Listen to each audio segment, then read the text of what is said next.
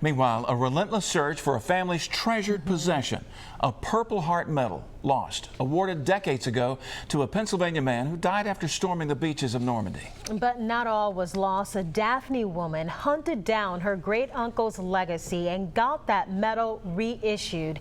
It came as quite the surprise. Our Michael Warwick has been working on this story. He's live in the newsroom with more on that gift. Hey, Lanice, yeah, a special gift to her grandfather. Lainey Kosick says her grandfather just couldn't shake the thought of his brother's Purple Heart being lost. And it's almost as if his bravery and sacrifice in one of our nation's most unforgettable moments was forgotten.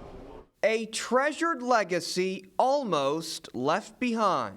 All of his documents, all of his insignias are just gone. There's no closure. The legacy of 28-year-old Private Stephen Novak, drafted into the Army, giving his life during one of the most pivotal moments in U.S. history, dying days after he was injured storming Utah Beach.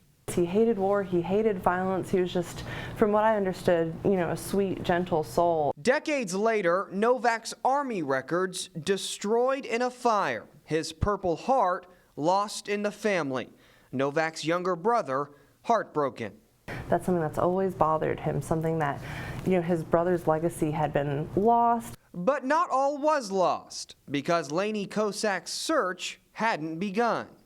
The document that was my saving grace was the application for his military headstone that said "killed in action," and that warranted a Purple Heart. Kosick giving her grandfather a gift of closure for Christmas, nearly 75 years after his brother's death. Once he filled the box, he knew what it was, and it's the first and only time I've seen him so emotional and in tears.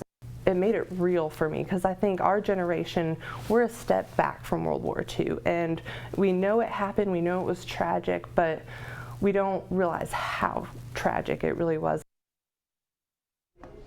Well, in her research, Kosick tells me there are thousands of other soldiers who died 75 years ago who too may have few remaining documents proving their service and sacrifice. A heartbreaking reality, Kosick says, for some of our nation's bravest. It also makes her effort so much more admirable. We're live in the newsroom tonight. Michael Warwick, Fox 10 News.